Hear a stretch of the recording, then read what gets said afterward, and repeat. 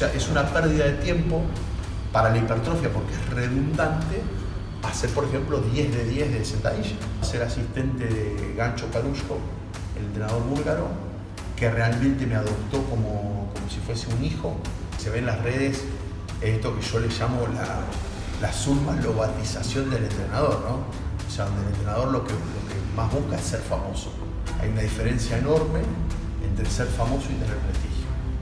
Si le erraste con el diagnóstico, el fracaso está asegurado. El talento era una moneda en Grecia, un valor alto, digamos. Entonces, cuando hablamos de mucho talento, mucho valor; cuando hablamos de poco talento, poco valor. Y la inteligencia es fundamentalmente la capacidad de resolver problemas. Muy pocos seres humanos que en situaciones de estrés se potencian. Es importante para la vida entender que no todos tenemos condiciones para todo. El entrenamiento deportivo es un proceso pedagógico. Hay uno que aprende, después no sé si hay uno que enseña. Cuelgan la medalla al deportista, no al entrenador. Lo felicitan todos al deportista. Bueno, a eso también hay que entenderlo. Y está bien que así sea. Buen entrenador es el que puede subirle un nivel al deportista. O sea, al bueno, hacerlo muy bueno. Al que es malo, no lo hace bueno ni triste. Es mentira que se aprende todos los días. Ojalá se aprendiera todos los días. Si quieres llegar a olímpico, empieza por elegir a tus padres. Y el deporte se jacta mucho de formar mejores personas. Y yo no sé si forman mejores personas. Tengo bastante duda. Sí, es más, hay que tener un cuidado bárbaro para no formar una peor persona. Un ególatra, un narcisista, un individualista, un egocentrista. Esto es lo más importante del deporte, lo que te voy a decir para mí. Aprender a...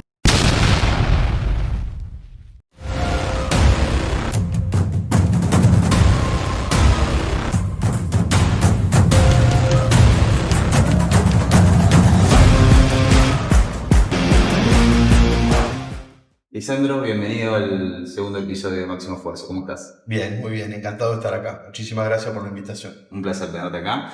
Bueno, para presentarte estuve pensando un poco cómo hacerlo y sos docente, sos profesor de educación física, entrenador de halterofilia, preparador físico. ¿Con qué todo esto te representa más?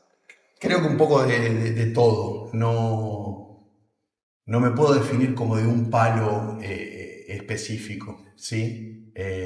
Creo que en la generalidad me siento un poquito más cómodo y siempre hice cosas en paralelo. Nunca estuve exclusivamente en un solo ambiente, o sea, siempre trabajé en la preparación física al mismo tiempo que en el levantamiento olímpico, e inclusive durante 7 años fui director técnico de fútbol, que es otra de mis pasiones que no muchos saben.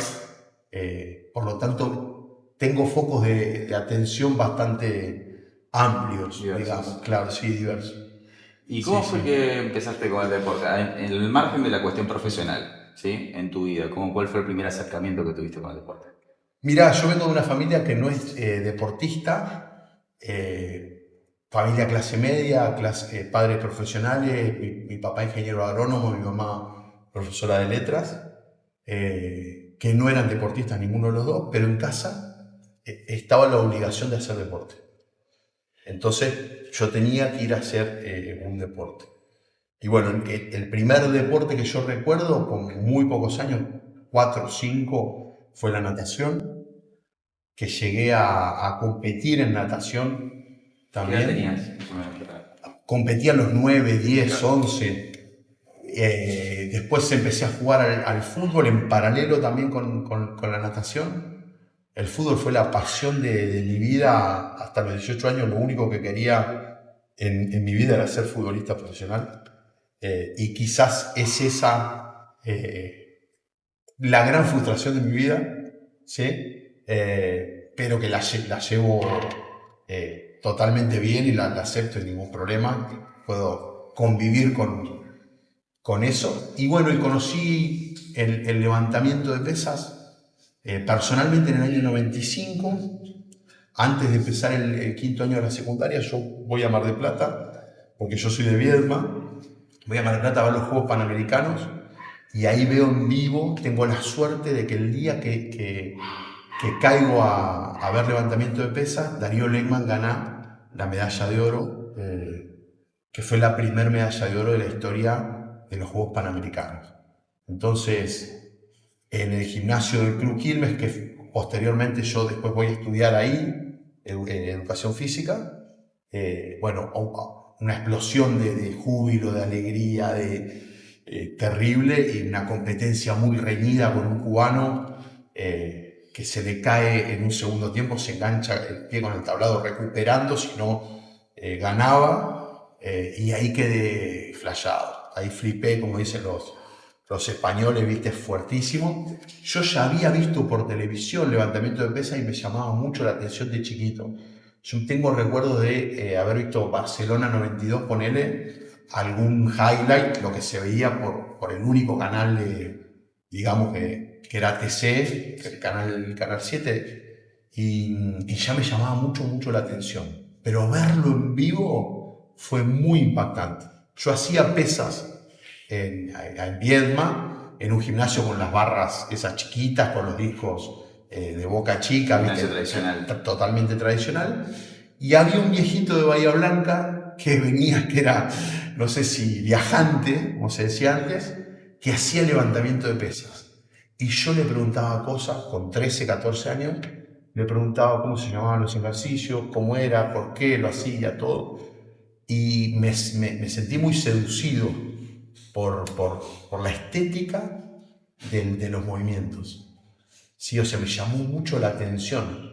Las posiciones, ¿viste? La coordinación, la velocidad, y todo eso me sedujo mucho. Y ahí quedó ahí. En paralelo yo igualmente estaba preparándome para ser jugador de fútbol, digamos. Y después, bueno, un poco la caída de no ser jugador de fútbol me abre la puerta a decir, bueno, empiezo a practicar levantamiento de pesas, compito unos años, competí con Fede, somos más o menos de la misma edad, él era creo que una categoría menos de peso corporal, 1 o 2, pero en esos mismos años. Y después yo quería ser entrenador y ya en el año 98 empecé a entrenar a mis compañeros, y el que era mi entrenador en Mar del Plata salió una beca de la Secretaría de Deportes y me dijo, no, quiero que la agarres vos, ¿sí? Quiero que te quedes vos. Y ahí empecé a ser entrenador, o sea, 21 años tenía. ¿Ya has comenzado el profesorado en este momento? Sí, empecé el profesorado a los 18. Tuve la suerte de estudiar en un muy buen profesorado en el Instituto Quilmes de Mar del Plata, privado, con muy buenos docentes, en esos años con una calidad muy alta educativa, y yo ya al mes me gastaba toda la plata en libros, en cursos. Yo tenía bien en claro qué quería, recontra. Entonces, siempre orientado para la parte deportiva, sí, ¿no? Sí. Rendimiento. La fisiología del ejercicio, que en ese momento estaba muy fuerte, estaba creciendo, digamos. La ciencia del deporte, el entrenamiento de la fuerza. Bueno, yo iba a los cursos, ponerle, qué sé yo, en abril, al mes de haber comenzado el instituto, voy a un curso que organiza Juan Carlos Massa de Biosystem en el Patio de la Madera, y traían a Yuri Verkhoyansky, a Jürgen Weineck, a Manfred Grosser, a Tudor Bompa, tope de gama. Yo me acuerdo que ese curso valió $350, y bueno, yo lo pagué y estuve una semana ahí. Y tenía un mes de instituto, tenía 18 años. La mayoría de las cosas no las entendía, ¿sí? Pero de vuelta, flipé. O sea, flasheé recontra fuerte, y eso fue lo que me dio la motivación para decir, yo esto lo quiero entender, esto lo quiero conocer, ¿viste? Voy a leerlo y releerlo todas las veces que sea necesaria, porque esto me gusta. Contrariamente, por ahí en el instituto había algunos compañeros que me decían, no, pero espera que tengas la cátedra de entrenamiento en 4º año y después anda a hacer el curso. Yo digo que no lo recomiendo. No, métete de lleno cuanto antes, y ser lo más directo con lo que se quiere. Tener el objetivo bien claro. Sí. Que ojo, es una ventaja. Es una ventaja tener el objetivo bien claro, porque no perdés. tiempo en el medio.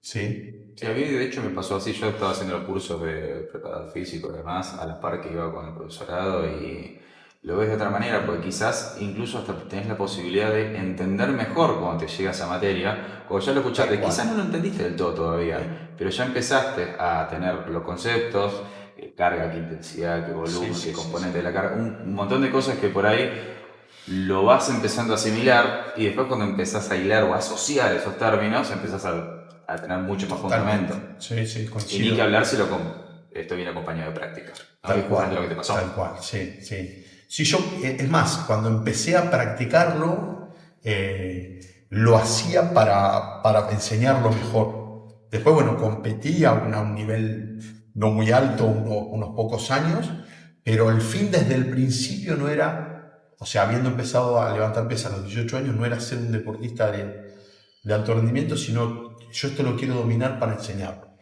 Lo quiero vivenciar para después transmitirlo. Entonces, desde ese lugar, esa experiencia fue suficiente, digamos, para lo que yo necesitaba como entrenador. Fue parte de tu formación. Tal cual, 100%, sí.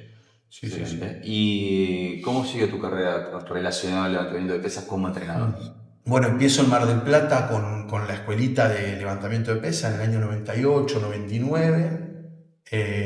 Y en el año 2000 yo conozco a la que después fue mi esposa, Marisabel Urrutia, que fue la primera campeona olímpica de Colombia de todos los deportes y del continente, bueno, de Sudamérica, ¿no? No del continente, pero sí de Sudamérica. Y entonces ahí empezamos a ir y venir a Colombia. De hecho, ella se iba a venir a vivir a Argentina.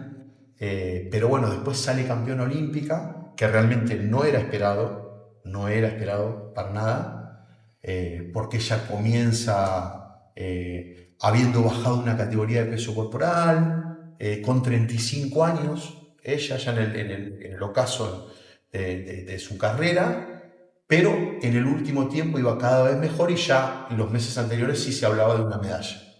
¿Sí? Cuando digo se hablaba es el entrenador y ella, ¿no? Ya veían la posibilidad clara de una medalla. De hecho, cuando yo la conozco en abril del 2000 aquí en Santa Fe, ella no clasifica para los Juegos Olímpicos de Sydney 2000. No logra la clasificación. Ella entra por wildcard. Que después hay también una semejanza con el proceso de Sasha, que Sasha gana medalla en Nanjing, después vamos a hablar de eso, pero Sasha tampoco clasifica, sino que entra por un wildcard y logra una medalla. Pero bueno, entonces en el año 2000 yo empiezo a ir y venir a Colombia, y en el 2001 ya me instalo, y empiezo en el 2002 a ser asistente de Gancho Carushko, el entrenador búlgaro, que realmente me adoptó como si fuese un hijo. O sea, tenía un trato diferente para conmigo y bueno, le gustaba mucho lo que yo hacía y me dio muchísima confianza a mí. Mucha confianza, porque él decía que yo tenía condiciones, o sea, realmente me lo decía, y eso es muy importante. Yo trato también de llevar eso cuando veo a un chico que está empezando como entrenador y tiene condiciones y todo, decírselo, porque en un principio uno necesita esa confianza. Y la otra confianza también me la dieron los pesistas colombianos, con los cuales, yo trabajaba como asistente más con el equipo masculino, Gancho estaba más con el femenino, y me daban muy buena valoración, ¿viste? Yo tenía la misma edad que ellos, o sea, yo tenía 24 años. Es más, era más chico que algunos de la selección, como por ejemplo Jairo Cosio, un atleta de la categoría 94 que era unos 4 o 5 años más grande que yo, mayor. Aún así teníamos una excelente relación. Y evidentemente yo, con la diferencia de edad que tenía con Gancho, era un mediador entre la figura fuerte de Gancho, que ya tenía unos 70 y pico, y los chicos que eran más jóvenes. Por ahí te puedes comunicar más a la par con ellos. Exactamente. Un mensaje por ahí. Nosotros terminábamos el entrenamiento los jueves, íbamos a tomar cerveza y a jugar al pool. Y yo iba con ellos. Bueno, yo ahora no, eso quizás no lo puedo hacer o no, no lo hice después, pero en ese momento yo tenía la misma edad que ellos y compartíamos y salíamos los sábados de noche, íbamos a bailar y bueno. Entonces teníamos pero había una aceptación desde el punto de vista técnico. Che, lo que me dice este tipo está bueno, tiene fundamento. ¿Viste? Me corrige una cuestión técnica y yo la aplico y me da resultado. Ahí, viste, te ganas la confianza Tiene autoridad en base exactamente, al conocimiento. Tal cual. Sí. Que en particular en Colombia había, no sé ahora, pero en ese momento se le daba mucho valor al estudio, a la preparación. Los deportistas valoraban mucho eso. Entonces, quizás aquí en Argentina el hecho de tener una gran carrera como deportista era más importante, pesaba más. Y en Colombia el que había sido un gran deportista no necesariamente era tomado como que iba a ser un gran entrenador. Tenía que estudiar, tenía que tener criterio, tenía que hablar con lenguaje técnico. Entonces eso estuvo muy bueno. Tuve la suerte de caer en un lugar que valoraba lo que yo tenía.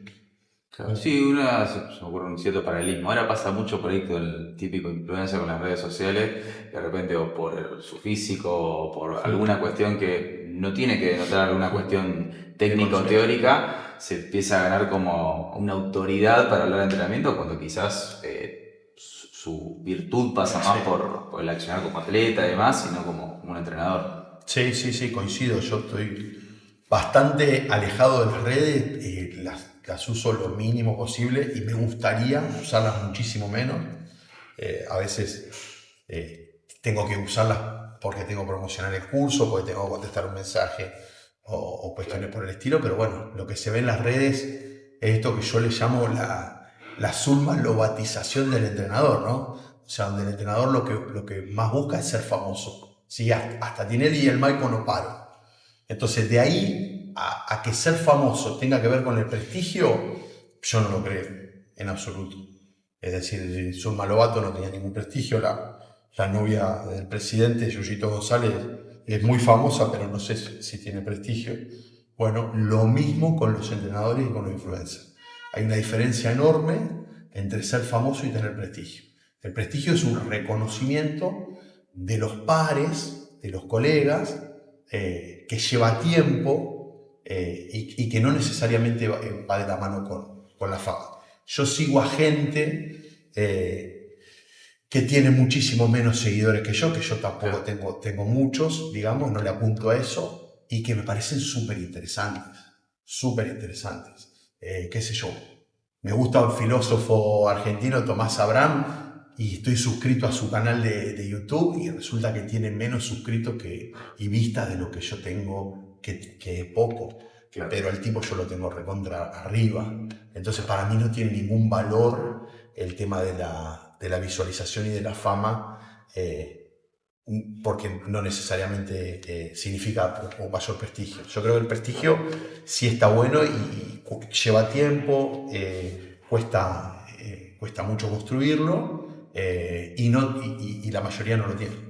Sí, supongo que también creo que hay como se valora demasiado lo cuantificable y no lo cualitativo, ¿no? A veces en la cantidad, como que más es mejor y en algunos casos no necesariamente tiene que ser así. Tal cual. Hay una frase que dice que no todo lo que se mide es importante y no todo lo que es importante se puede medir. ¿Viste? Entonces, llevado a las métricas, el hecho de que todo tenga que pasar por esos parámetros, yo creo que a veces, yo tenía un conocido que en la época de pandemia, de la noche a la mañana, tenía 1000 seguidores más. Entonces yo un día le mando un mensaje y le digo, ¿qué pasó? ¿Te peleaste con Maradona? No había muerto Maradona. No puede ser que a las 12 de la noche tenía 10.000 y ahora a las 7 de la mañana tenía 11.000. O sea, ¿qué hiciste tan polémico, tan fuerte, para tener 1000 seguidores más en estas 8 horas? No, los compraste, los inventaste, bueno. Está bien. Yo en esa no estoy. No, claro. No me gusta. Me parece A mí en particular me parece vomitivo eso. Me parece vomitivo.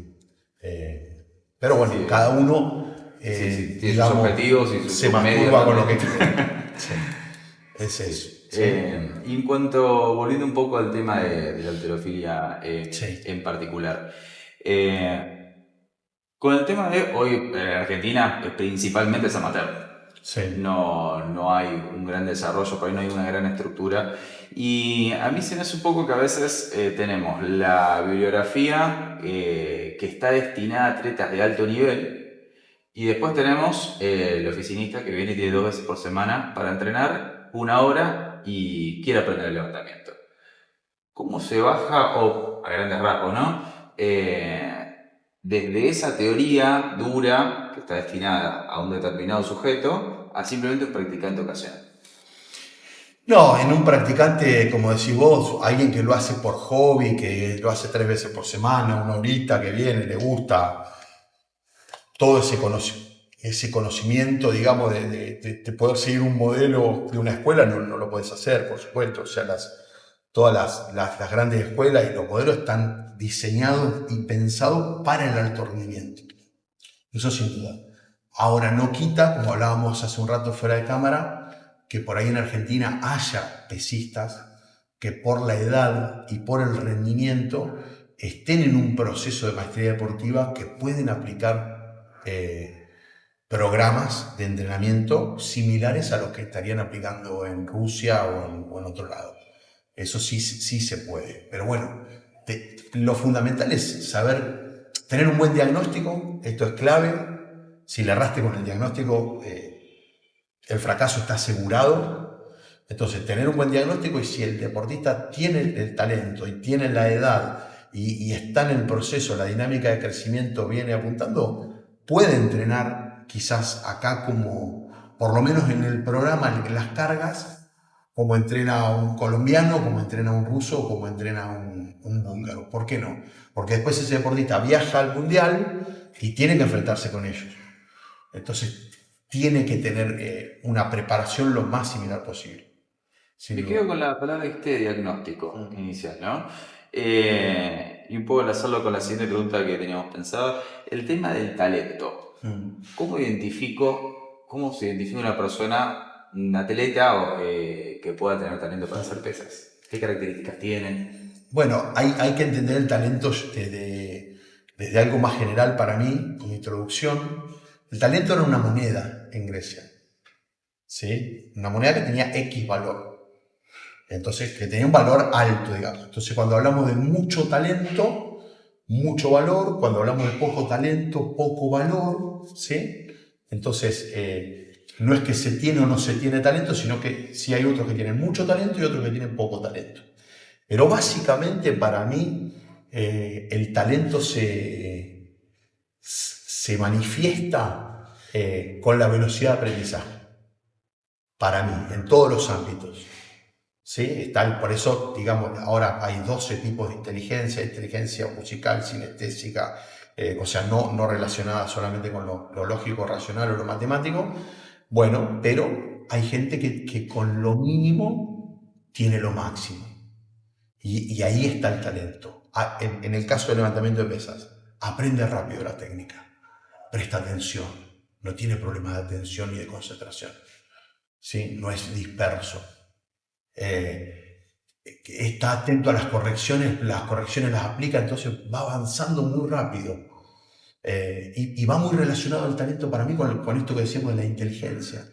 Y la inteligencia es fundamentalmente la capacidad de resolver problemas. En el caso del levantamiento de pesas, resolver el problema de hacer un arranque, resolver el problema de hacer un envión. ¿Sí?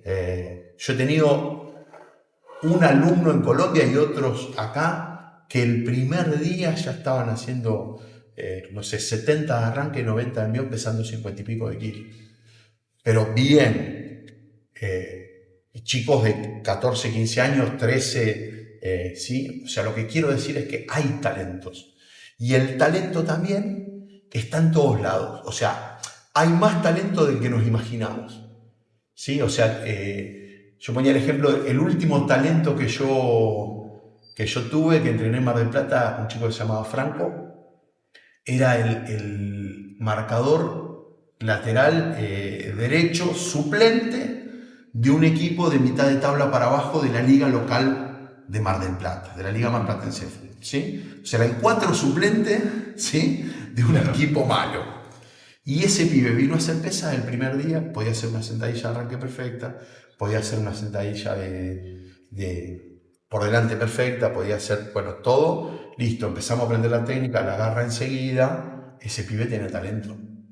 Y después, bueno, fue así, fue campeón argentino, no fue representante nacional por alguna disciplina y eso, pero, o sea, condiciones de sobra. Y hay que buscar el talento. Hay que buscar talento. El talento, de ninguna manera, y eso fue un acto fallido por ahí del proceso Buenos Aires 2018, se puede evaluar haciendo pruebas genéricas. Che, vamos a hacernos el FMS a toda la población y vamos a encontrar talento. Vamos a hacer una prueba de salto. No, el talento se ve en el deporte específico. En el deporte específico, resolviendo una tarea concreta, un problema, ¿sí? A ver cuán rápido lo soluciona. Lo que supone seguramente también un proceso más largo, ¿no? A ver, como tengo entendido, en el 2018 eran estas pruebas cortitas por ahí, saltabilidad. Sí, pero no sé si es proceso más largo, porque por ahí vos en una tarde te das cuenta. Ahora mismo salimos aquí a la calle San Juan y agarramos a los primeros 10 chicos que pasan. Y habrá uno o dos que nunca ni siquiera vieron un arranque o una sentadilla y te hacen una sentadilla de arranque perfecta y que vos le mostrás sin decirle nada 4 o 5 arranques y te lo hacen bastante bien. Y otros que no. Y entender también, esto es importante para la vida, entender que no todos tenemos condiciones para todo, ¿sí? Ahí yo te vuelvo a mí el primer síntoma de madurez en mi vida es haber sido un futbolista frustrado. Decirme, che, yo no tengo condiciones, no tuve condiciones para llegar al nivel que yo quería llegar. A partir de ahí yo construyo mi vida. Y sí me he dado cuenta, bueno, que para otras cosas sí puedo llegar a tener talento, condiciones. ¿Sí? Entonces, bueno. Sí, perdón. En cuanto al talento, porque lo puede tener buenas condiciones para el deporte, pero al menos desde mi punto de vista, lo que tiene que ver con la competencia ya también es otra cosa. Hay gente que tiene gran rendimiento entrenando, pero de repente una es otro talento, No, que hay algunos que, qué sé yo, Sasha Nieva, por darte un ejemplo, que la conocen, ¿no? Era una chica que tenía todo el talento también de entrenamiento y en la competencia más todavía, se prendía fuego, ¿sí? Y lo normal es rendir menos en competencia. Eso es lo normal para todo ser humano, en situación de estrés. Hay muy pocos seres humanos que en situaciones de estrés se potencian, ¿sí? Tiene mucho que ver con la personalidad y todo, pero entender que, lo normal es cagarse. Eso es lo normal. Lo normal es cagarse. Lo anormal son estos monstruos, ¿sí?, que el día de la competencia es el día más feliz del mundo, les gusta ser el centro de escena, les gusta ser el florero que está ahí en el medio de la mesa y mostrarle a todo el mundo que ellos están acá y que vean todo lo poderoso que son. Entonces, bueno, esos son contados por el dedo de la mano. Maradona, Messi, los normales somos lo más común, digamos, la mayoría es lo contrario. Pero bueno, ese talento que vos decís que en entrenamiento fuiste viendo que tenía esas condiciones, tiene que terminar de corroborarse en la competencia. Y también con los años en la dinámica de crecimiento del resultado. ¿Sí? Que termine el primer año con un resultado muy alto, que el segundo también tenga un aumento entre 30 y 50 kilos y que a partir de ahí, bueno, vaya un poquito para abajo, pero que rápidamente muestre condiciones. Claro, las etapas iniciales de donde más se suele hacer resultados más grandes. Sí, y con la mínima carga. Esa es la otra. ¿Cómo sería eso? Y claro, o sea, decir, bueno, en un principio el talento con muy poco mejora mucho. Claro. ¿Sí? Para que luego tenga que hacer mucho para mejorar muy poco. Aquí en Argentina han habido casos de chicos que desde muy pequeños entrenaban doble turno todos los días y después esos chicos cuando fueron más grandes y ya estaban en selección nacional entrenaban 3 veces por semana un turno. O sea, totalmente al revés. ¿Y eso qué resultado tenían? Ninguno. El que te podés imaginar. Claro. O sea, si un chico de 10 años entrena 10 turnos y cuando tiene 20 entrena 3 turnos a la semana, es totalmente ilógico. Pero ha pasado. Ha pasado. ¿Sí? Lo pongo como un caso extremo. Claro, sí, pero ojo también, menos extremo, pero muy común, el chico, bueno, yo entrena todos los días porque quiere venir al gimnasio. Bueno, no es lo que el chico quiera. No es lo que el alumno quiera, es lo que el profesor le diga que tiene que aprender. O sea, mi hijo va a la escuela y no decide él que se quiere aprender idioma o operaciones matemáticas complejas, no, bueno, está aprendiendo la tabla del 2, ¿sí? Bueno, es lo que corresponde. Esto también es otro tema también de, bueno, vení, ponemos los objetivos, es que el objetivo lo pone el atleta y el entrenador, no, el objetivo lo pone el docente de cualquier cosa. Yo voy a tocar la guitarra y el docente me dice, bueno, mirá, primero tenés que aprender a rasgar, tenés que aprender a hacer esto. No, pero yo quiero tocarlo. Tranquilo, deja que yo acá te digo cómo va a ser la secuencia de cómo tenés que ir aprendiendo. La metodología, el plan. Tal cual. En cuanto a justamente esto, los procesos y demás, ¿qué otras escuelas, qué otros países son como referentes o lo que más te gustan, siempre hablando de levantamiento de pesas? No, lo de Colombia es maravilloso, es sorprendente. Yo tuve la suerte de estar ahí. Fue una casualidad haber estado esos años en los que se formaba el Sistema Nacional del Deporte. Y bueno, Colombia tiene medallas olímpicas en pesas en el 2000, 2004, 2008, 2012, 2016, 2020, 2024. 7 ediciones seguidas. Sí, es mucho. Y también en los otros deportes le ha ido maravillosamente bien. En el año 2015 sale, Colombia tiene 15 campeones mundiales en 15 deportes diferentes. De acuerdo por eso, por el número 15. Entonces, proceso deportivo muy bueno. En el continente americano para mí es la gran escuela. Antes lo fue la cubana, en los 80 y 90. Y después, bueno, a nivel de deporte mundial, lo de China aún frenado y contenido por el Comité Olímpico Internacional y por todo el movimiento deportivo para que no exprese todo su potencial, porque las reglas son castradoras, ¿sí? Inhiben el muestreo de todo el poderío chino, pero bueno, lo de China es impresionante. Sí. Yo siempre digo, a mí me gusta mucho más ver un nacional chino que un juego olímpico. Hoy sí, porque tiene un nivel muchísimo más alto. Sí, los primeros días que te encontrás un nacional... Tal cual. Termina siendo mejor que por ahí lo que otros. O sea, China no tiene... Bueno, China es otra. China desde Beijing 2008, como equipo de pesas viene ganando todas las ediciones. 2008, 2012, 2016, 2020, 2024. Son 5 ediciones, ¿sí? 20 años que vienen ganando de manera continuada. Y todos los años le ponen restricciones de que no pueden competir tantos de tanto país, tantas categorías, etc. Todas las reglas son para frenar un poco al gigante chino. Claro, si de otra manera tendría mucha más supremacía de la que tendríamos que sentarnos a mirar a ver qué hacen los chinos y bueno, cuál es el mejor. Que a mí me encantaría, así eran las pesas hasta la década del 90, 96, donde eran todos rusos y búlgaros, y bueno, pero ahora con el intento de universalizar o lo que sería federalizar un poco el deporte, se abrió el juego para que ganen más de otros países. Pero bueno, lo de China deportivamente me parece increíble.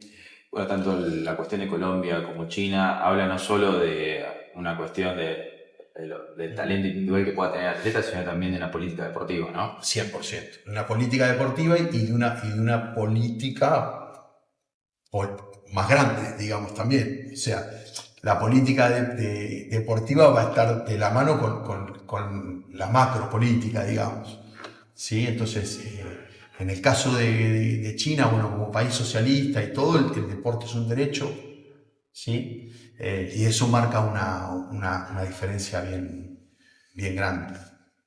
Claro. En el caso de Colombia. Y en el caso de Colombia, en cuanto a la política macro, ha ido cambiando mucho. Están con algunos problemas y eso justamente ha repercutido negativamente en el desarrollo del deporte. ¿Sí? O sea, no han tenido fondos y demás. Pero bueno, como te digo, del 2000 para acá, 7 ediciones con medallas olímpicas en pesa, me parece Los resultados son increíble. superlativos. Sí. Aún a pesar de contar con menos recursos ahora, con menos posibilidades y demás. Claro. Estábamos hablando antes de empezar el tema de este concepto de infanto-juvenil, Sí.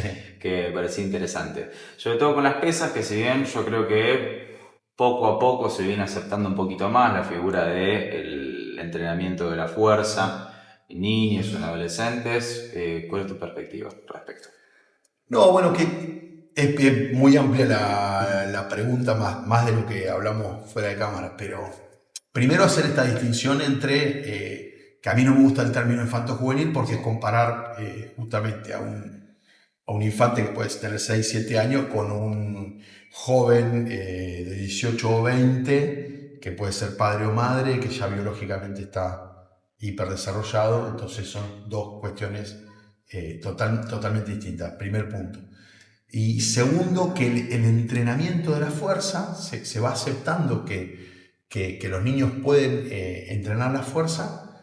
Sin embargo, me parece que lo que falta todavía es entender que todo lo que el chico hace es fuerza. Que no hay nada que el chico haga en cuanto a movimiento que no sea entrenamiento de la fuerza. Y si vos vas a una plaza, por ejemplo acá en Capital, que hay una gran inversión para parques, los juegos son todos juegos de fuerza.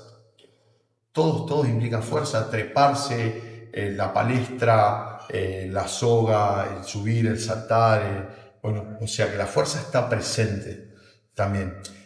Creo que sí una gran confusión de muchos colegas es entender que la fuerza solamente se entrena con sobrecarga. Eso es una gran confusión para mí. Yo no veo que se hagan trabajos, sí por ahí en algunos deportes particulares como la gimnasia, que debe ser el deporte que mejor trabaja la fuerza en niños, sin duda, y que testeado, vos, si querés ver los chicos más fuertes de cualquier deporte, seguramente habrá que ir a la gimnasia, seguro, y hace mucho trabajo con el propio peso corporal, ¿sí? Muchos trabajos coordinativos de fuerza y demás, y pensar que solamente el trabajo de fuerza se reduce a una sentadilla, un pre de banca, un peso muerto, un arranque, un envión, me parece reducirlo muchísimo. Y sumado que también tenía el concepto de fuerza solamente como una capacidad y no como una habilidad, que Tal también cual, lo es. tal cual. Estas cuestiones de coordinación y demás. Yo igualmente no creo que la fuerza sea una habilidad, ¿eh? No creo que la fuerza sea una habilidad. Yo lo que creo que los ejercicios requieren una habilidad, ¿sí? Y que la fuerza se manifiesta mediante esa habilidad en ese ejercicio. Pero la fuerza es fuerza, ¿sí? Después está la habilidad de manifestarla en el arranque, la habilidad de manifestarla en el press de banca, la habilidad de manifestarla en un curl de bíceps, pero la fuerza es fuerza, ¿sí? O sea, la habilidad está en la técnica y en el ejercicio. Está implícita en la Exactamente, expresión de esa fuerza. ¿sí? No creo que la fuerza sea una habilidad, la fuerza es una capacidad. Bien. Y yendo al otro extremo, Sí. ya hablamos de tercera edad o personas mayores que en un caso estén seducidos por empezar el levantamiento de pesas, que ahí ya tenemos restricciones, ya sea de la propia capacidad física, de movilidad articular, flexibilidad y demás. ¿Cómo serían esos primeros pasos para esas personas que quieren entrenar? Bueno, con todo aquel que no pueda pasar, digamos, los test de admisión, que sería hacer una sentadilla de arranque correcta, una sentadilla por delante correcta, un press militar con una buena posición inicial y una buena posición final, etc. lo que hay que hacer, tenga la edad que tenga, sea un niño o un geronte, es una fase propedéutica, ¿sí? Esta palabra griega, preparatorio para. Entonces, si yo ahora quiero volver a hacer levantamiento de pesas, ¿sí? Bueno, tendré que ganar movilidad en la cadera, en los tobillos y en los hombros, que la he perdido, que nunca tuve mucha, pero que la he perdido. Bueno, tengo que prepararme para poder luego poder hacer el arranque bien y lo demás. Primero tener las posiciones, ¿no? Primero poder adoptar las posiciones. Entonces eso puede que pase con un chico de 10 años o con un adulto mayor de 50 o conmigo que tengo 47, o quien sea. Bien, entonces, y a partir de ahí, después ir también de la misma manera, con una sobrecarga progresiva, ojalá en un proceso con continuidad, para ir desarrollando las capacidades. Claro, cumpliendo con los principios de Tal entrenamiento, cual, pero 100%. adecuado, obviamente, a los objetivos y a las características que tenga el atleta. Y al diagnóstico, que ese diagnóstico, viste, puede ser similar en este caso. Un chico de 10 años puede presentar el mismo diagnóstico que uno de 47. Claro. Puede tener los mismos problemas. ¿Sí? Entonces la propuesta metodológica tiene que ir de la mano con la solución de los problemas.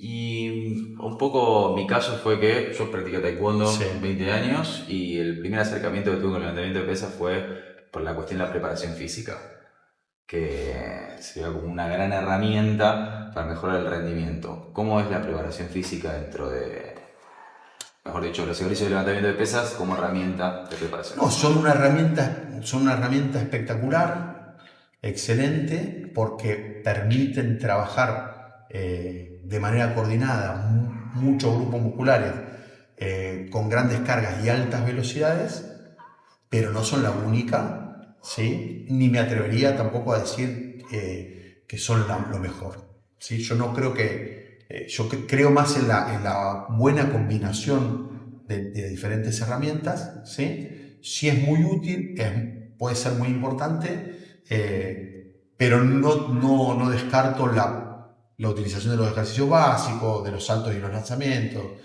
Yo creo que un poco, y ahora está creciendo mucho, que en Argentina todavía no está, pero en el deporte de altísimo rendimiento, la utilización de máquinas, ¿sí? Se está como volviendo a eso después de 40 años, que se dejó en la década del 80, ¿sí? Y como que la rueda está girando un poco para tener beneficios de este tipo de recursos materiales.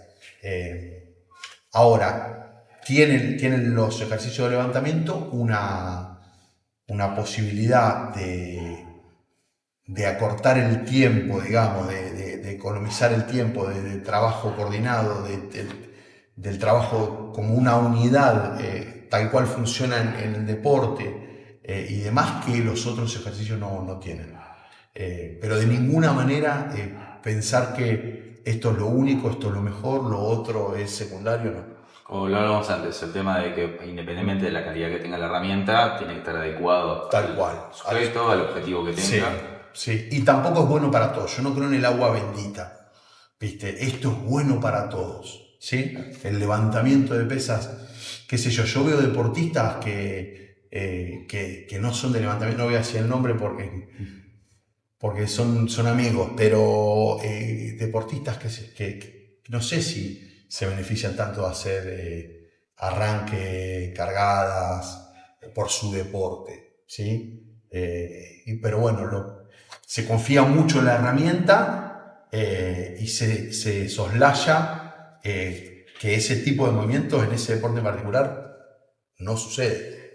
¿Sí? No puede tener una transferencia tan positiva. Tal cual, exactamente. Entonces, eso no me parece que esté bien. ¿Y qué deportes podría beneficiarse la cuestión del arranque, un biorn? No, en todo lo que tenga carrera, salto y lanzamiento, o sea, son casi todos los deportes, ¿sí? Es muy beneficioso la utilización de los ejercicios olímpicos, ¿sí? Entonces, bueno, todos los deportes de conjunto, los deportes de lucha también, los deportes de combate, Los deportes de combate más los de grappling, digamos, exactamente, los de agarre que los de strike, claro. Entonces desde ese lugar, sí. Particularmente yo me refiero a estos deportes de golpe, que ahí no veo tanta aplicación por ahí de un arranque, una cargada. Que tiene más lanzamientos, sí, cuestiones que sean más explosivas, con menos carga quizás. Sí, y quizás ponerlo fuertísimo en el banco a un tipo que pegue, ponerlo fuerte en el banco y que el otro lo aguante, ¿no? Sí. Trabajas con rugby, ¿verdad? Sí, trabajo con rugby desde el año 2005 con equipos, hace un montón. Trabajé, estando en Colombia, yo trabajaba también con los chicos de rugby de allá. Cuando me vine a Argentina en el 2007 empecé a trabajar en Mar del Plata y desde ese momento a esta parte, de manera ininterrumpida he trabajado con rugby. ¿En la cuestión de preparación física o también? No, preparación física, sí. ¿Y has tenido algún acercamiento con el deporte? Propiamente dicho, ¿lo practicado? Practiqué cuando era muy chico, en el mismo club que yo jugaba al fútbol tenía rugby y qué sé yo, fútbol entrenábamos de lunes a viernes, jugábamos los domingos y el sábado era rugby.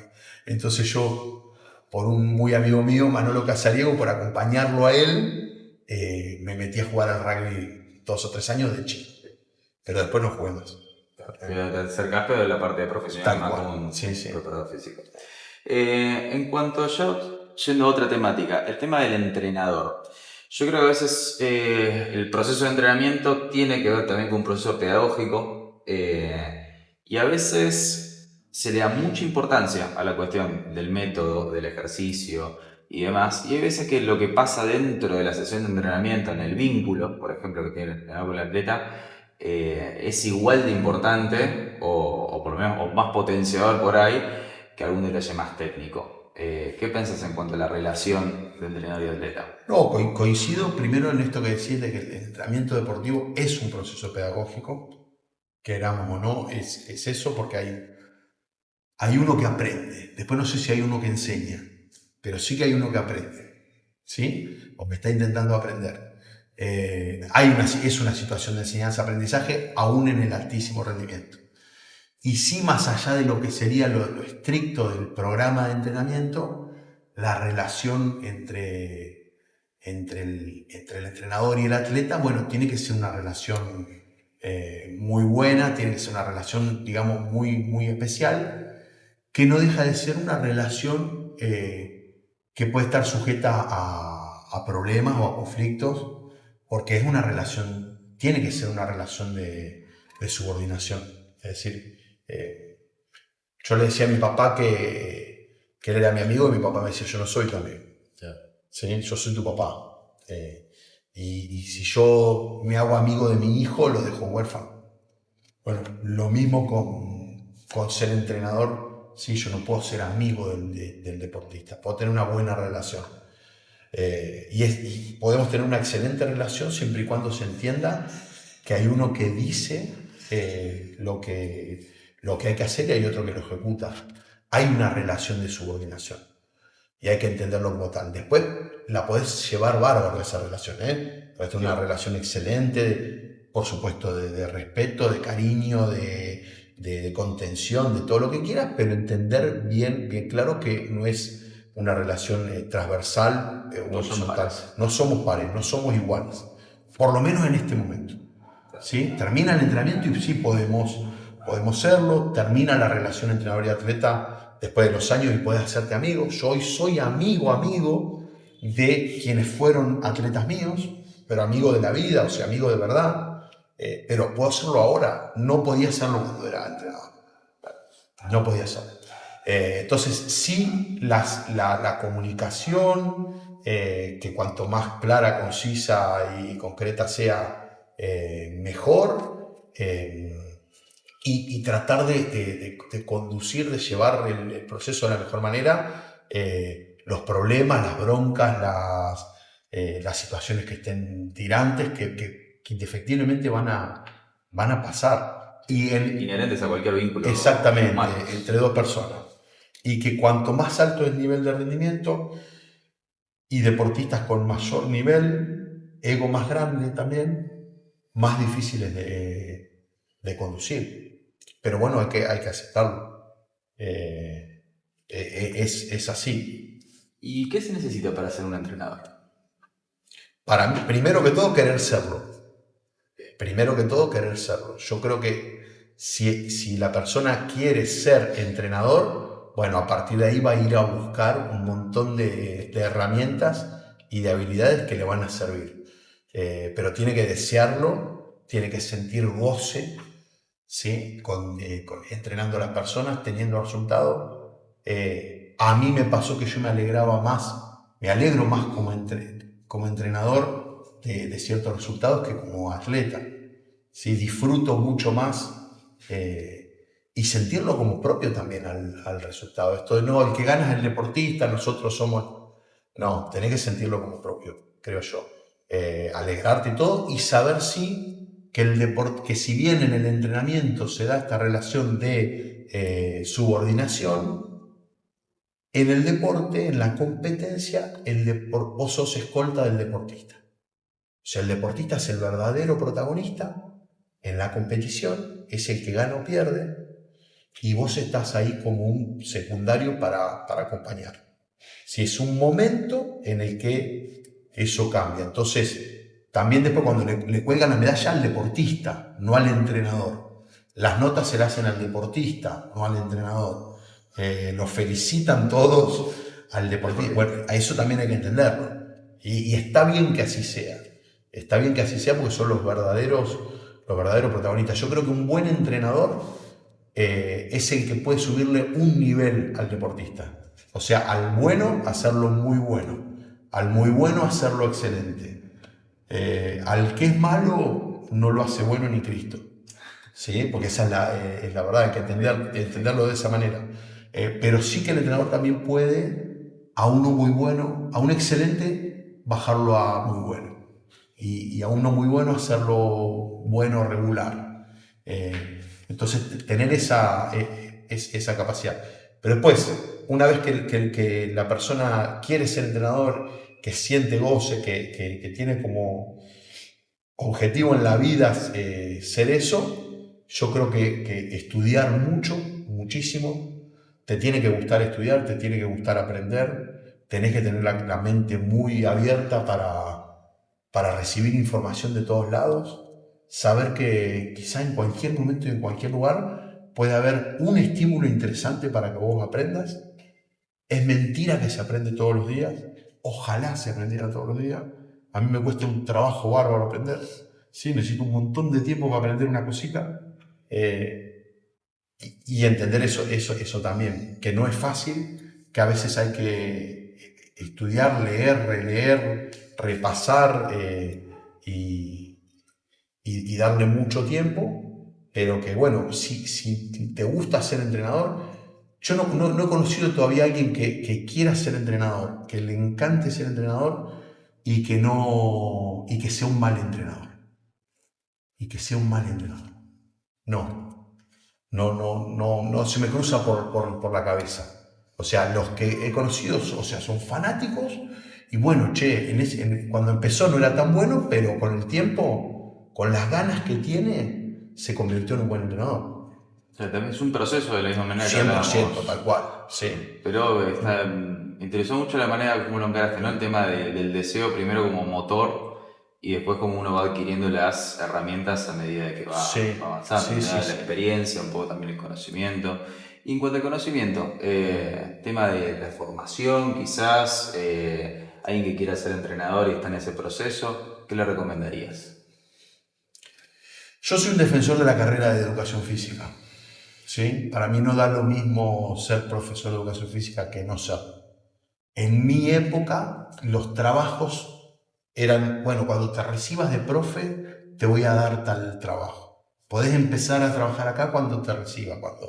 Bueno, había que recibirse, había que tener el título. La carrera en ese entonces era mucho más orientada al deporte que ahora.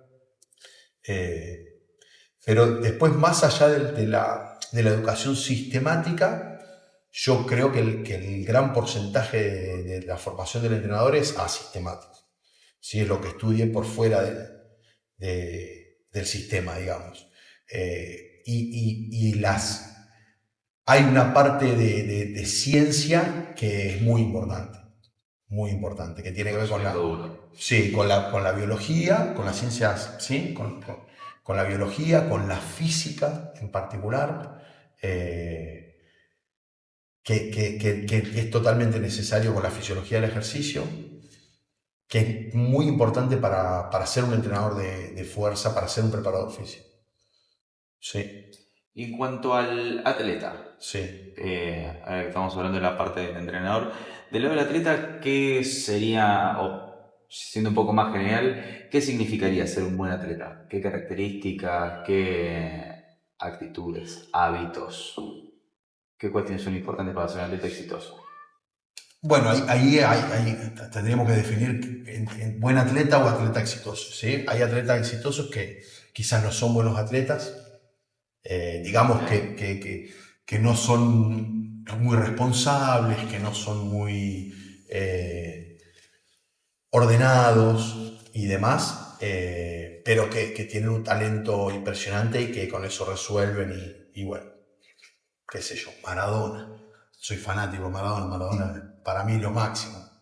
Pero bueno, nadie puede decir, che, este era un buen deportista, sí era un buen competidor, era un buen futbolista, el mejor para mí de toda la historia.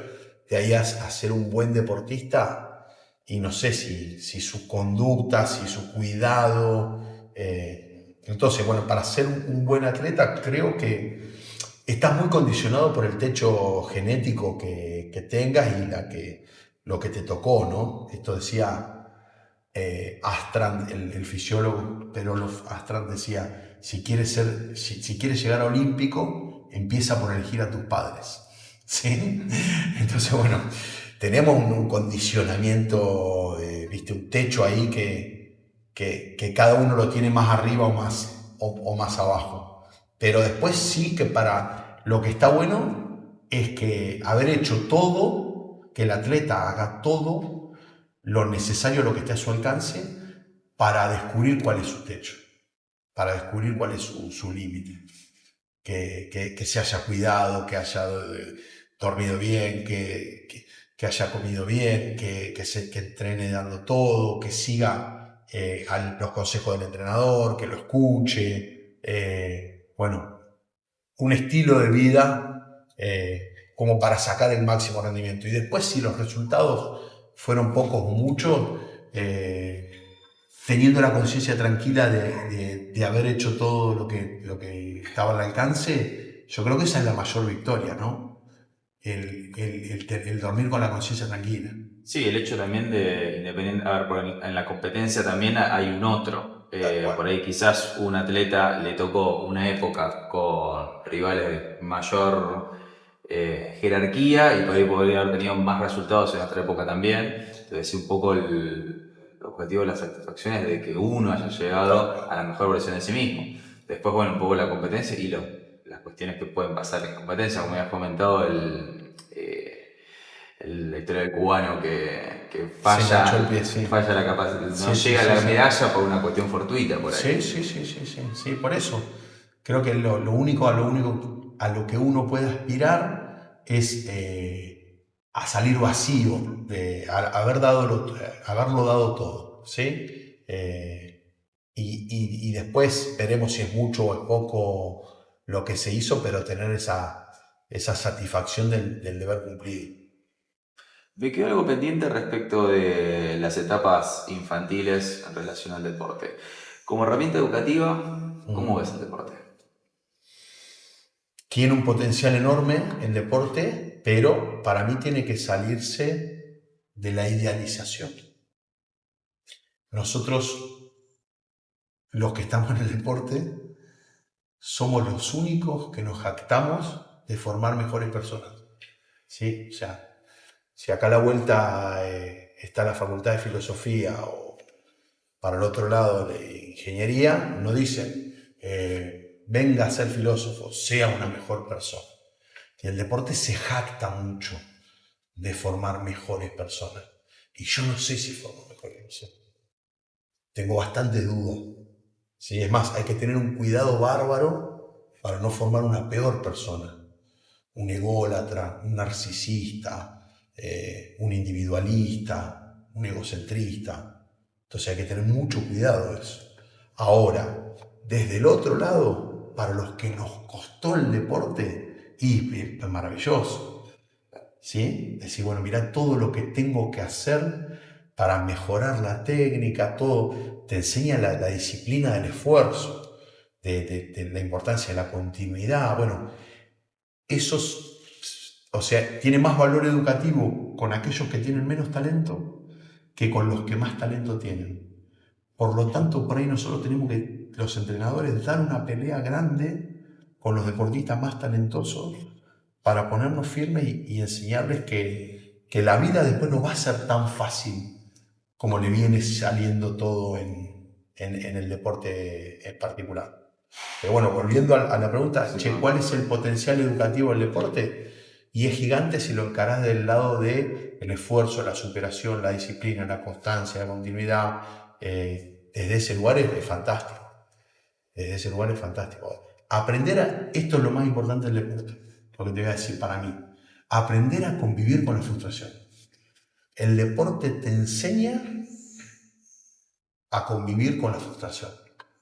A ver cómo te llevas con haber perdido el sábado el partido con el club, cómo convivís con eso, cómo convivís que no estás ganando todo el tiempo, que la vida no te ríe y canta, y no es todo tan maravilloso, ¿sí? Sino que al contrario, todo te cuesta un huevo, todo es cuesta arriba, todo tenés que elaborarlo, desde ese lugar.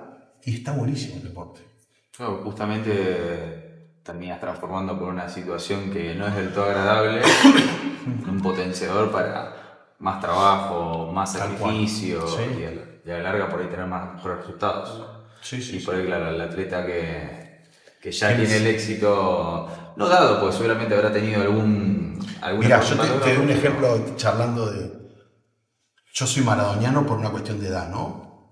Sin embargo, si uno analiza la carrera, por ejemplo, en comparación de Messi con Maradona, a mí me gusta mucho comparar.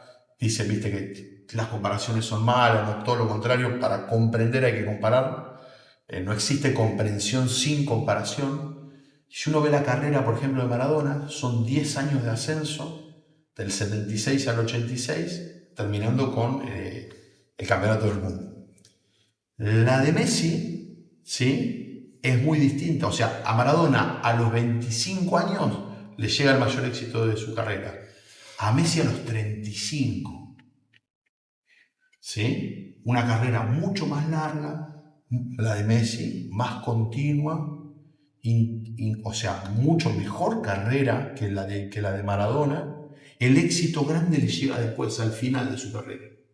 Entonces eso le enseñó a resistir y persistir y volver e intentarlo. Y para un tipo con el talento de él, debe haber sido maravilloso eso. Porque si, todo el mundo dice que soy el mejor jugador del mundo, me dan los balones de oro, todo el mundo me aplaude, lo que sea, pero esto que quiero lograr, que es ser campeón mundial con Argentina, me cuesta un huevo, me llevó todo este tiempo. Bueno, Maradona eso se encontró muy rápido.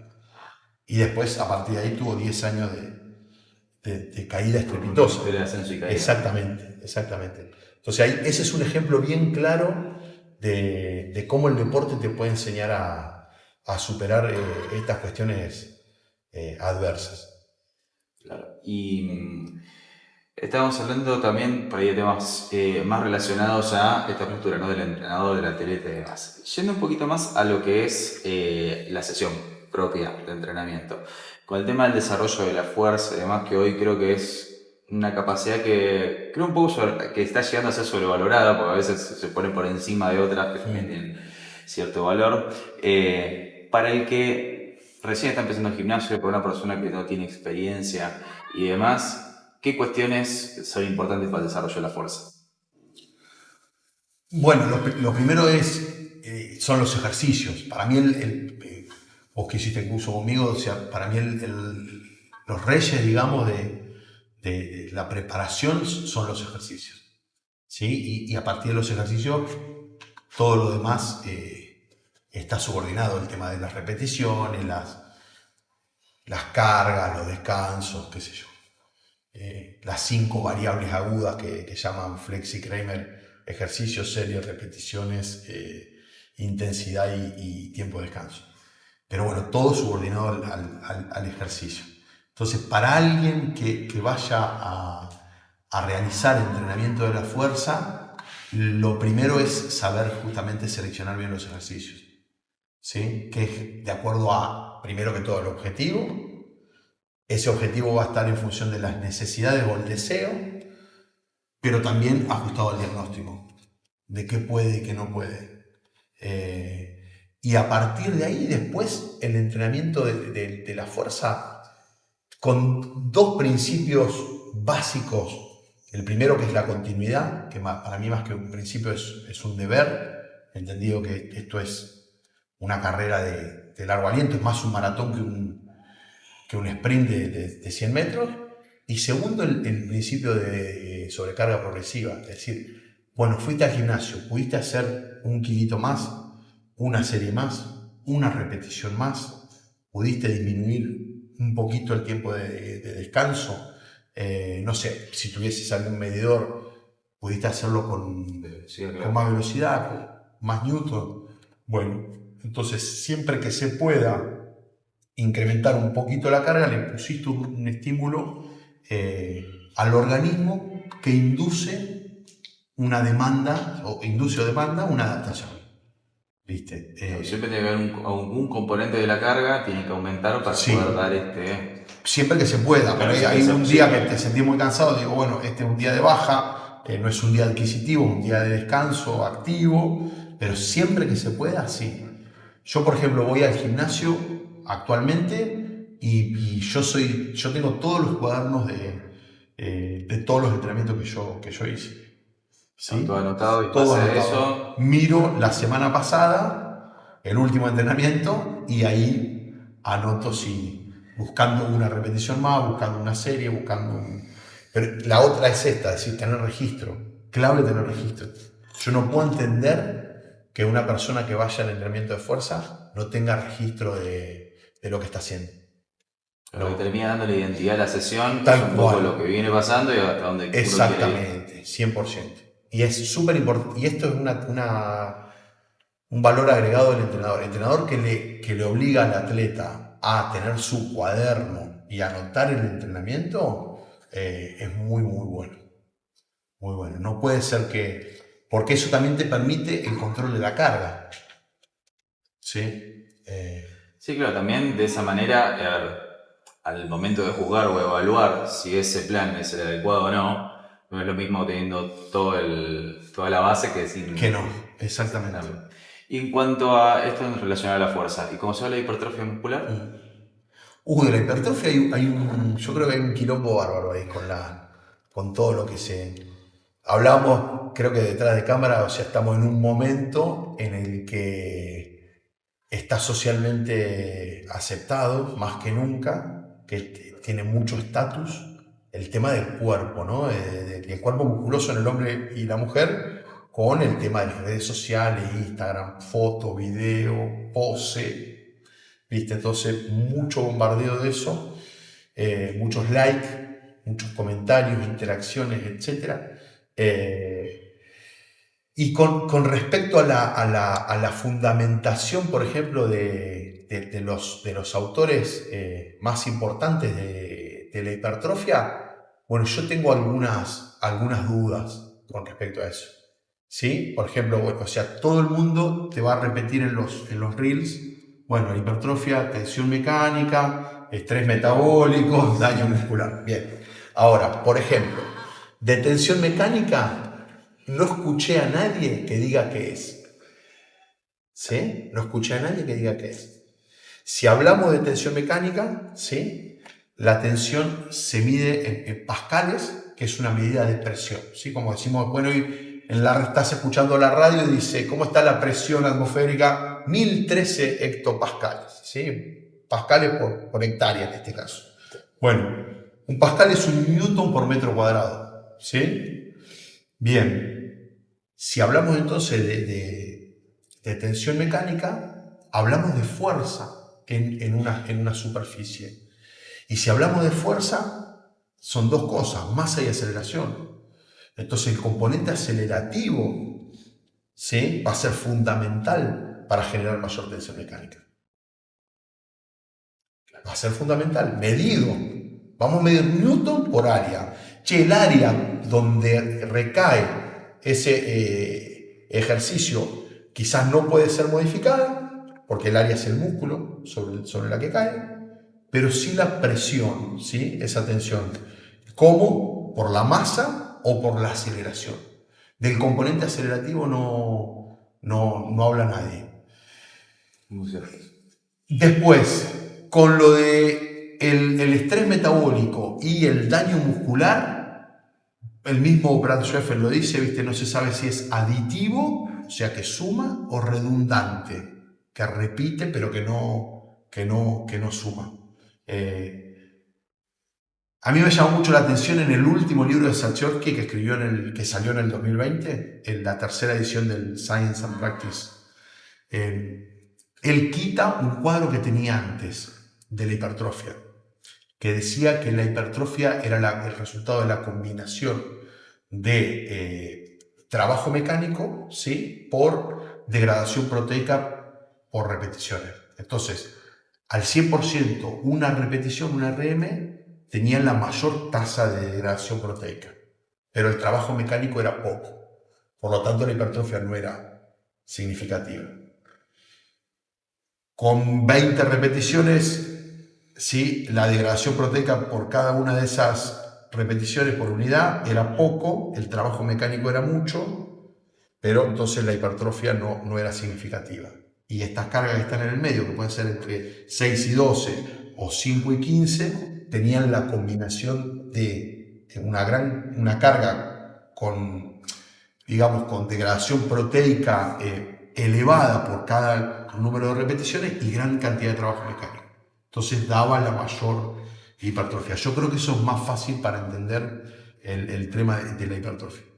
Y después hay un autor que a mí me gusta mucho, que es en la actualidad el que más leo, que se llama Chris Beardsley, que habla de correspondencia o neuromechanical matching, ¿sí?, o correspondencia neuromecánica, que básicamente dice que la activación de una porción de ese músculo va a depender fundamentalmente de las palancas, ¿sí?, de qué porción de ese músculo encuentre las palancas más favorables.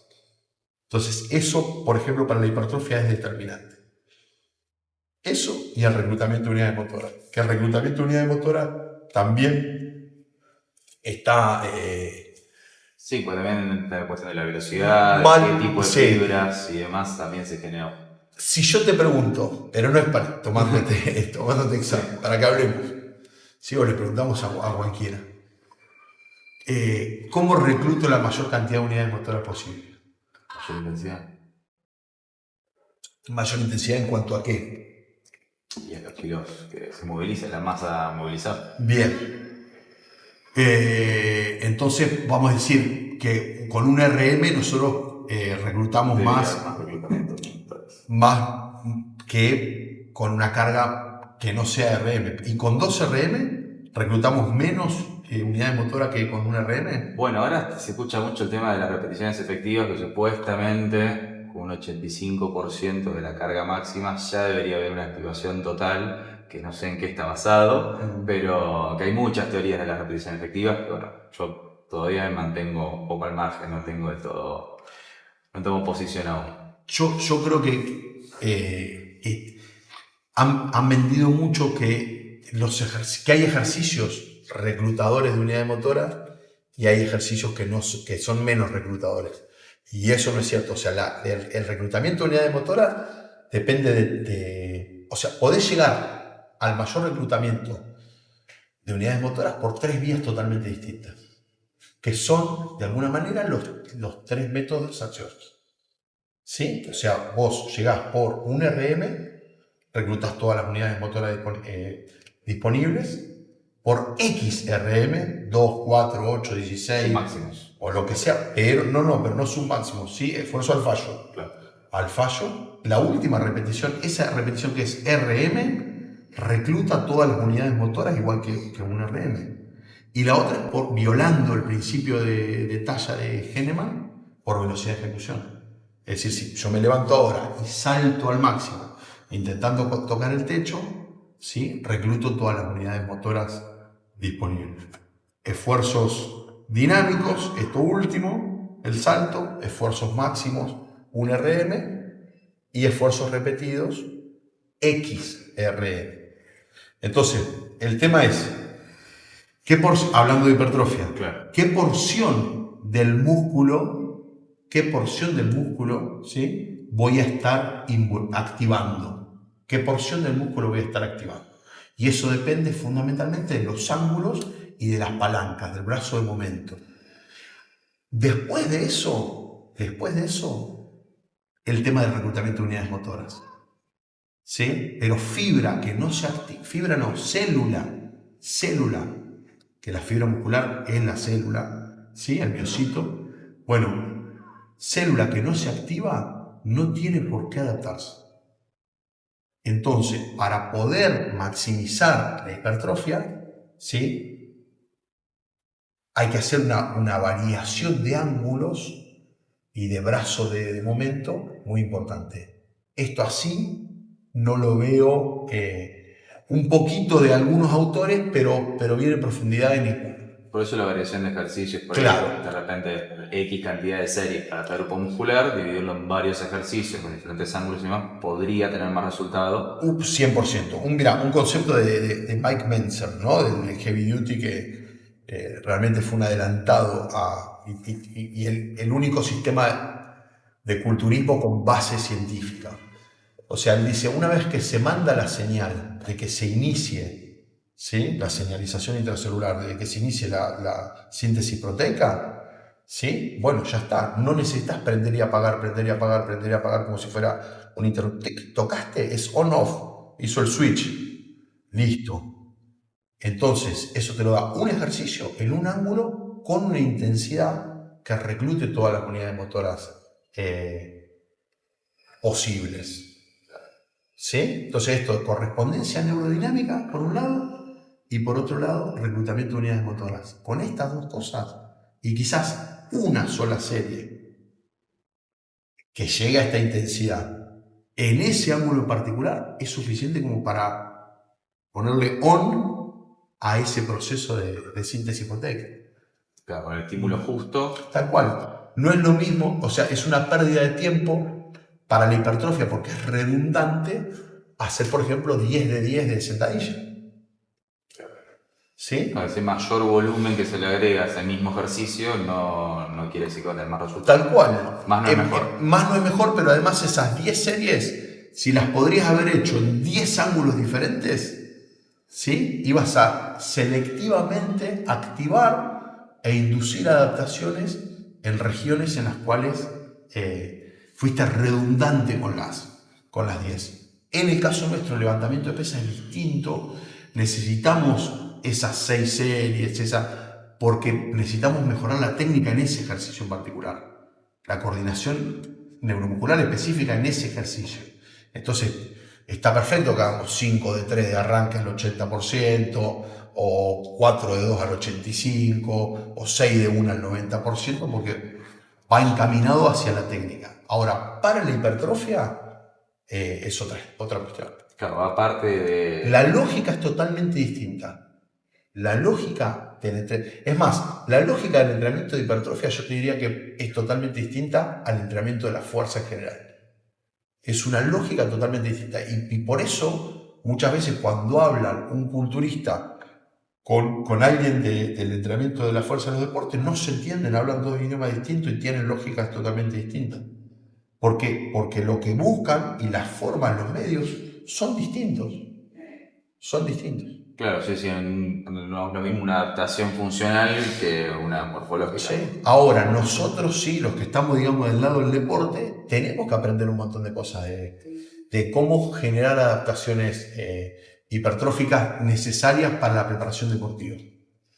Yo creo que hay un pilar que falta, por ejemplo, en el levantamiento de pesas. Está muy bien que el levantamiento tenga como primer eje central de la preparación la técnica, es indiscutible. Como segunda pata, el desarrollo de las manifestaciones de fuerza. Pero hay una tercera pata para mí que puede ser muy buena, que es la preparación muscular. ¿Sí? La preparación muscular como algo aparte de la técnica y de el desarrollo de las manifestaciones de fuerza. Es decir, más allá de la especificidad, ¿sí?, de los medios de entrenamiento y todo, yo tengo que preparar el tejido muscular para que esté en sus diferentes ángulos, con sus diferentes tensiones y demás, preparado, que tenga una buena armonía, un equilibrio, un balance entre agonista-antagonista, sinergista, estabilizador, etc. Esa pata, para mí, al levantamiento olímpico le falta. Sí, de hecho, por ahí el concepto, no sé si te referías específicamente a esto de a veces de pretemporada, ¿no? Es decir, por ahí pasan los deportes de... Bueno, pero vos me decís pretemporada el levantamiento de pesas. Sí, puede ser aplicable. Yo aborrezco el término pretemporada en levantamiento de pesas. Yo cuando veo, empezó la pretemporada. Bueno, ¿y cuándo empieza la temporada? No hay temporada en las pesas. Son mucho más espaciadas las competencias. Claro. Debería... Sí, o sea, si hay pretemporada en el fútbol, en el rugby, en el vóley, en el campo, deportes de temporada. ¿Sí? En el levantamiento de pesas no hay pretemporada. No existe porque no hay temporada. Entonces hay periodo preparatorio, competitivo y de transición. Entiendo perfectamente que vos te referís al periodo de transición. En el periodo de transición, que para mí es uno de los periodos más importantes, ¿sí?, porque debería ser donde se resensibiliza toda la estructura, todo el organismo en su conjunto, desde todo punto de vista, para que después en el periodo preparatorio lo que vuelvas a hacer puedas estar sensitivo. ¿Sí? Un terreno fértil nuevamente. Exactamente, un terreno fértil. Perfecta la palabra. Es eso, volver a que esa tierra sea fértil para sembrar en el periodo preparatorio. Y ahí caben perfectamente la utilización de medios y métodos que no se usan tanto en los periodos preparatorios competitivos. O cabrían. Claro. Y para el que quiera saber más de todas estas cuestiones por ahí más técnicas, contanos un poquito el tema de tus cursos que están en la plataforma de GC, ¿no? Sí, actualmente estoy empezando el segundo nivel de la 6ª edición. Habíamos dado 3 ediciones antes en otra plataforma y ya desde el año 2000, con la pandemia, que empezamos a dar esos cursos. Yo estoy muy contento de los cursos, de cómo están armados, de cómo los doy. Los hago con mucho amor y es el resultado de 30 años de material, de investigación, de lectura, de charlas, de haber aprendido ruso, búlgaro, de tener, planes en griego, de haber viajado por muchos países. Y todo lo pongo ahí, no me guardo nada, lo comparto, doy mi opinión y mi mirada. Es más, me parece que si el curso pudiera estar en otros países, con otro formato, un idioma más universal como el inglés, tendría inclusive muchísimo más vuelo. Pero bueno, estoy muy contento de los cursos. ¿Y para quién está dirigido? ¿Quién se podría beneficiar de este tipo de cursos? ¿Entrenadores, atletas? Para mí, en verdad está dirigido para los entrenadores. Con esto limito un poco hoy hay mucho mercado para los atletas, ¿no? De todo lo que se vende en redes y demás, va mucho dirigido a los atletas. Yo le hablo a los entrenadores, no está dirigido a los atletas, y lo puede hacer un entrenador principiante, como también lo puede hacer un entrenador muy avanzado y encontrar cosas que no vio. No lo vendo tampoco como viste, soy el erudito de la información, tengo un librito que nadie tiene. No es ningún secreto esto. No. Sí, ojo, hay cosas que por haber ido a Bulgaria y por haber estado tanto tiempo y todo, que hasta yo traduje del búlgaro al español, que no están en inglés, alguna cosa así, pero lo más importante es presentarlo y dar mi mirada de, bueno, mira, esto se presenta así, esto es lo que hacen, y yo lo que veo positivo de esto es esto no me gusta tanto, esto se podría tomar, ¿viste? Así como... Claro, si no es solamente una cuestión de la información, sino también tu interpretación en cuanto a 100%, la experiencia sí. y lo que has vivido. Yo creo que, bueno, y ahí algunos amigos y colegas con amor me dijeron, y otros críticos me dijeron lo mismo, bueno, pero tenés que poner lo tuyo, cuál es tu plan y cuál es... Y yo digo, sí, pero el mío es una combinación de todo esto. Y en definitiva, yo te puedo conmover con lo que a mí me conmovió. Entonces, ¿yo qué es lo que te comparto? Lo que yo vi y leí, ¿sí? Para que vos veas lo mismo, ¿sí? No un alimento predigerido, digamos, un enlatado, procesado, y que yo te vendo también la fórmula del éxito, ¿viste? Bueno, mira, yo tengo la receta, hay que hacer 4 de 4 y con eso vas a ganar. No, mira, te muestro todo lo que yo fui viendo, todas estas escuelas, te doy mi opinión de cada una de ellas. Creo que eso es algo que falta en la educación física y en el deporte. Ponele, en otras áreas es normal que, qué sé yo, Darío Stanschreiber opine de Platón, de Aristóteles, de quien sea, ¿no? Y que diga, bueno, mira, en la tal obra dice tal cosa, yo entiendo esto, hay que contextualizarlo de esta manera. Nosotros no estudiamos a los autores, faltaría eso, ¿sí? Hablar de Matveyev, hablar de Verkhoyansky, hablar de Iván Abasiev, ponerle, estudiar al autor. Al autor por fuera por ahí de la cuestión más... pero desde el entrenamiento, qué sé yo, puede haber un curso de Matveyev. Claro. ¿Por qué no? Si fue el tipo que inventó el microciclo, mesociclo, la forma deportiva, el periodo de preparación, bueno, un montón de cosas. ¿Por qué no lo estudiamos a fondo? Y estudiamos, bueno, ¿en qué época pasó esto? Se tenían estos conocimientos, ¿sí? Se contextualiza. Creo que eso se hace poco. Y estaría bueno, sí, estaría buenísimo. Porque yo no he visto. Claro. No, yo tampoco. No es que lo haya visto pero qué sé yo, Verkhoyansky, toda la propuesta de él es una contestación a Matveyev, que él fue ayudante, ¿viste? Entonces dice, no, esto no, es una crítica a ese pensamiento clásico, pero está buenísimo. Eso creo que estaría muy bueno en el entrenamiento deportivo. Muy bien. Pasamos por de todo en esta... ¿Ya cuánto llevamos, chicos? Hora y media de todo. Desde el punto de vista del entrenador, del atleta, levantamiento de pesas, pasamos un poco por todo. Un poco más en lo personal, objetivos que tengas hoy en día, de lo profesional. No, la verdad no tengo muchos objetivos. Sí, por ahí el de escribir libros de entrenamiento es una materia pendiente, pero bueno, necesito tener el tiempo como para sentarme, porque al escribir un libro técnico como corresponde, bueno, la cita bibliográfica, esto lo dice tal lado, comilla, abro, página.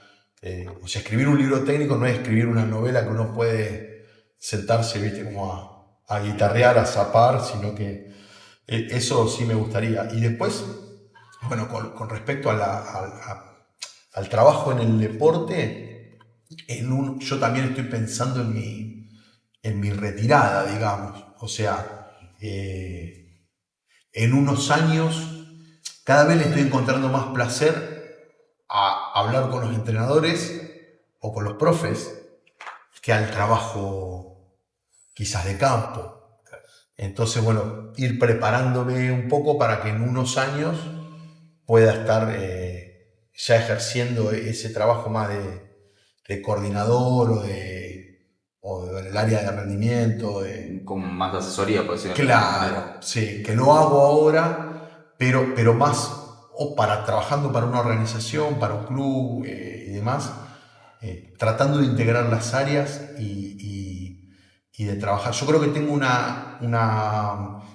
me motiva mucho la posibilidad de trabajar en un club uniendo las áreas físicas, técnicas, médicas y demás. Tipo de trabajo. Sí. Sí, que creo que hay poco de esto Hay una carrera que se está utilizando en Estados Unidos, en NBA, en fútbol americano, creo que en el béisbol también, y que muchos clubes del fútbol europeo la utilizan, que es el Head of Performance, ¿sí? O sea, el cabeza de rendimiento o jefe de desarrollo, que es un poco integrador de todas las áreas y es como que baja una línea para las diferentes... Una línea de trabajo dependiendo, claro. Exactamente, pero que hay que prepararse para poder interactuar con el área técnica, con el área médica, con el área...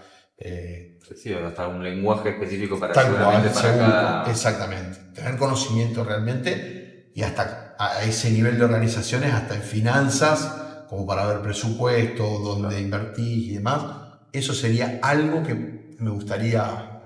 Hay bastante proyectado. Me gustaría, sí, puede ser, sí. No podemos decir. Sí, esas cosas. Excelente. Bueno, hay una bolsa ahí, exactamente, porque voy a traer la bolsa directamente. Un pequeño presente de nuestro sponsor, Estudio África, que lo mostramos acá a la cámara, que presente. De hecho, es la primera edición de esta remera, porque las anteriores son las de nuestro grupo, así que pequeño regalo. Bueno, muchísimas gracias. Para que entrenes. Ahí estamos. Ahí está la remera. Agradecemos. ¿Y la pasaste bien? Sí, se me pasó bueno. Siempre hablaba de Mira, entrenamiento. yo hablando de entrenamiento me podría quedar muchas horas más. Y con las personas que me gusta hablar de entrenamiento, me podría pasar toda la noche hablando. Y con ocasiones así, no tenemos fin. No tenemos fin y después, bueno, también esto de entender que no es solo entrenamiento, es de la vida, es de educación, es de valores, de principios y demás. Por lo tanto, viste, como te dije en las conversaciones previas a hoy, ojalá no vayamos por las ramas, porque eso significa que está bueno. Yo creo que una buena charla es aquella en la que te vas para cualquier lado, para donde pinte. Sin duda que sí lo puede. Y así pues. Bueno, te agradezco un montón. Muchas gracias.